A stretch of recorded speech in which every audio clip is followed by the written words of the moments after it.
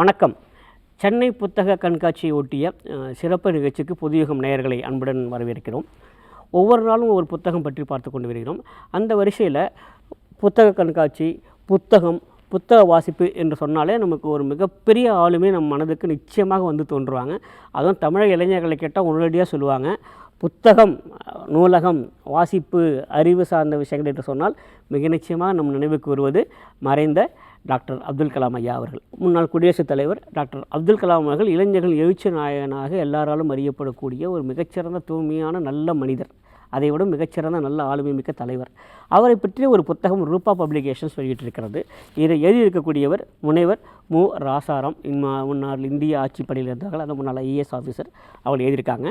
நம்பிக்கை நாயகன் கலாம் தலைமை பண்புகள் அப்படிங்கிற தலைப்பை இருக்காங்க. மொத்தம் 144 பக்கங்களை கொண்டிருக்கிற இந்த புத்தகம் ஒரு விதத்திலே அப்துல் கலாம் ஐயா அவர்களுடைய வாழ்க்கையின் அத்தனை அம்சங்களையும் உள்ளடக்கியதாக இருக்கிறது.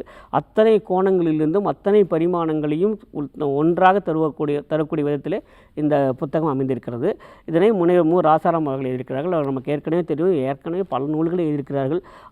காந்திய குழுக்களில் ஈடுபாடு கொண்டவர்கள், முன்னாள் இந்திய ஆட்சிப்படையில் இருக்கக்கூடியவர்கள், அது இல்லாமல் பல முக்கிய பொறுப்புகளை வகித்தவர்கள், தொடர்ந்து நூல்களை எழுதி கொண்டிருக்கிறார்கள். அவர்கள் எழுதிய இந்த நூலை இப்போது ரூபா பப்ளிகேஷன்ஸ் வெளியிட்டிருக்கிறது.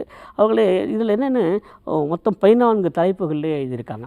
அவங்களுடைய இளமை பருவத்தில் ஆரம்பித்து, பால்ய காலத்து பருவத்தில் ஆரம்பித்து, அவர் பள்ளி காலத்தில் இப்படிலாம் வந்து அவர் கணித ஆசிரியர் அவர் எப்படி கணிந்து கொண்டார், அப்புறம் அதே கணித ஆசிரியரை அவர் எப்படி கணிதத்தில் வழிநடத்தினார்கள், அப்புறம் எந்த அளவுக்கு நூலகத்தின் மீது அவருக்கு ஈர்ப்பு வந்தது, அதுக்கப்புறம் அவர் கல்லூரி படிப்பில் சேர்கிற போது எதிலெல்லாம் அவருக்கு அவரை ஈர்த்தது, எப்படி அவர் வந்து இந்த கோல் சார்ந்த இந்த சேட்டலைட் சார்ந்த அறிவியலுக்குள்ளே அவர்கள் எப்படி உள்ளே போனாங்க, அங்கே அவர்கள் சந்தித்த சவால்கள் என்ன, அதை எப்படி படிப்படியாக அவர்கள் மேலே வந்தார்கள், அப்புறம் அந்த போக்ரான் அணுகுண்டு 1998 நடந்த 2வது போக்ரான் அணுகுண்டில் அவர் ஆற்றிய பங்களிப்பு, உலகத்தில் எந்த ஒரு நாடும் எதிர்பார்க்காத முறையில் முக்கியமாக அமெரிக்கா கூட முன்னதாக கணிக்க முடியாத அளவுக்கு எவ்வாறு அது மிக ரகசியமாக செய்து முடிக்கப்பட்டது, அதன் காரணமாக அப்போது வந்து பாரத பிரதமர் திரு வாஜ்பாய் அவர்கள் நன்மதிப்பை பெற்று எவ்வாறு அவர் குடியரசுத் தலைவராக மாறினார், குடியரசுத் தலைவராக வந்த பிறகு குடியரசு மாளிகையிலே அவர் செய்த மாற்றங்கள் என்னென்ன, அங்கே இருக்கக்கூடிய நூலகங்களை திறந்து விட்டதாகட்டும், அங்கே இருக்க தோட்டத்தை திறந்து விட்டதாகட்டும், ஒரு குடியரசுத் தலைவராக இருந்து கொண்டு மக்கள் தலைவராக அவர் எப்படி பரிணமித்தார் அப்படிங்கிறதாக இருக்கட்டும்,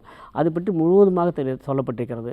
அதற்கு பிறகு 2வது முறை குடியரசுத் தலைவராக வர வேண்டும் என்று போது அவர் கொடுத்த ஒரு மிக முக்கியமான நிபந்தனை, எல்லாரும் சேர்ந்து ஒட்டுமொத்தமாக எனக்கு ஆதரவளிப்பதாக இருந்தால் வருகிறேன், இல்லை என்றால் வேண்டாம் என்று சொல்லிவிட்டு அந்த உதறிய பதவிக்கு கூட ஆசை இல்லாமல் வெளியே வந்த அந்த ஒரு சான்றாண்மை, இப்படி பல விஷயங்களை இந்த புத்தகத்தில் சொல்லிக்கிட்டே இருக்காங்க. மொத்தம் 14 தலைப்புகள்.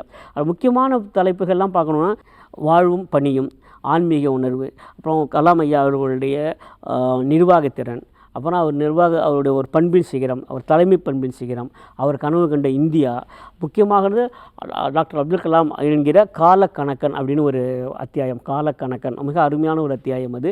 அப்புறம் அவருடைய நேரம் தவறாமை, அவருடைய நேர்மை, இதை பற்றிலாம் ஏராளமான விஷயங்களை தொடர்ந்து சொல்லிகிட்டே போகிறாங்க. எனக்கு இந்த புத்தகத்தில் 2-3 மிக முக்கிய அம்சங்களை சொல்லியே ஆகணும். ஏன்னா நமக்கு தெரியும், டாக்டர் அப்துல் கலாம் ஐயா அவர்கள் எழுதிய நூல்களையும் நம்ம படித்திருக்கிறோம், அவரை பற்றி சொல்ல கேள்விப்பட்டிருக்கிறோம். ஆனால் இந்த புத்தகத்தில் என்ன அப்படின்னா, ஒட்டு மொத்தமாக அத்தனையும் ஒரே புத்தகத்திலே கொண்டு வந்து தந்திருக்கிறார்கள் அப்படிங்கிறது தான் இந்த புத்தகத்தோட சிறப்பம்சம். இதற்காக மிக நிச்சயமாக முனைவர் மு. ராசாராம் அவர்களே நாம் பாராட்டியே ஆக வேண்டும். இதற்காக இன்னொரு புத்தகத்தை நீங்கள் தேடி போக வேண்டாம். டாக்டர் அப்துல் கலாம் ஐயா அவர்களை பற்றி அத்தனை செய்திகளும், அத்தனை உண்மைகளும், அத்தனை சம்பவங்களும், அவருடைய அத்தனை முக்கிய அறிவுரைகளும் அடங்கிய ஒரே புத்தகமாக ரூபா பப்ளிகேஷன் வெளியிட்டிருக்கிற நம்பிக்கை நாயகன் கலாம் தலைமை பண்புகள் என்கிற இந்த புத்தகம் இருக்கிறது. இதில் என்னெல்லாம் சொல்லியிருக்காங்க, ஒரு இடத்துல டாக்டர் அப்துல் கலாம் ஐயா அவங்க சொல்கிறாங்க, ஒரு தெய்வீக சக்தி நம்மை பாதுகாப்பாக பார்த்து கொண்டிருக்கிறது அப்படின்னு அடிக்கடி சொல்லுவாங்களாம். இதெல்லாம் எப்படி நடக்குது அப்படின்னு, ஏதோ ஒரு தெய்வீக சக்தி இருக்குது, அதுதான் நம்மெல்லாம் ஒரு பாதுகாப்பாக வைத்து கொண்டிருக்கிறது அப்படின்னு சொல்லுவாங்க அடிக்கடி அப்படிங்கிற எழுதியிருக்காங்க. அப்புறம் ஒரு இடத்துல ஒரு சுவாமிகளை கொண்டு போய் பார்க்குறாங்க அந்த ரிஷிகேஷில். அப்போ அந்த சுவாமிகள் சொல்கிறாரு, நீ என்னவாக ஆக இருக்கிறாய் என்பது உனக்கு இன்னும் வெளிப்படுத்தப்படவில்லை அப்படின்னு அவங்க சொல்கிறாங்க. சிவானந்த ஆசிரமம் போகும்போது சிவானந்த மகரிஷி சொல்கிறது இதெல்லாம், நீ என்ன ஆக போகிறது இன்னும் வெளிப்படுத்தப்படவே இல்லை, அதனால் உனக்காக ஒரு மிகப்பெரிய உலகம் காத்து கொண்டிருக்கிற மாதிரியான ஒரு செய்தியை அவங்களுக்கு கொடுக்குறாங்க அப்படின்னு சொல்கிறாங்க.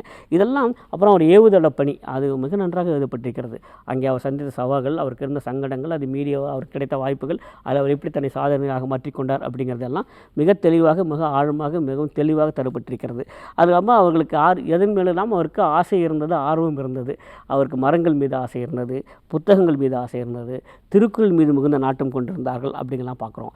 அது இல்லாமல் அவர் ஒரு இடத்துல சொல்கிறாங்களாம் டாக்டர் அப்துல் கலாம், அறிவியலாளர்களுக்கு குறைந்தபட்ச கல்வி தகுதி என்று எதுவும் இருக்க வேண்டிய அவசியம் இல்லை அப்படிங்கிற ஒரு அருமையான ஒரு செய்தியாக நான் பார்க்கிறேன். அந்த இடத்துல அவங்களே சொல்கிறாங்க, இப்போ கணித மேதை ராமானுஜம்னு சொல்லிக்கிறோம், அவர் கணிதத்தில் என்ன படிச்சிருந்தார், அவர் மிகப்பெரிய ஒரு கல்வி தகுதி அப்படிலாம் சொல்லவே முடியாது. ஆனால் அவர் மிகப்பெரிய ஒரு கணக்கு பாடத்திலே அவர் மிகப்பெரிய ஒரு ஜாம்பவானாக, ஒரு பெரிய மேதையாக வந்தார் அப்படின்னா அதெல்லாம் எப்படி வர முடிந்தது அப்படின்னு டாக்டர் அப்துல் கலாம் ஐயா அவர்கள் அடிக்கடி சொல்வது உண்டு அப்படின்னு சொல்லுவாங்க.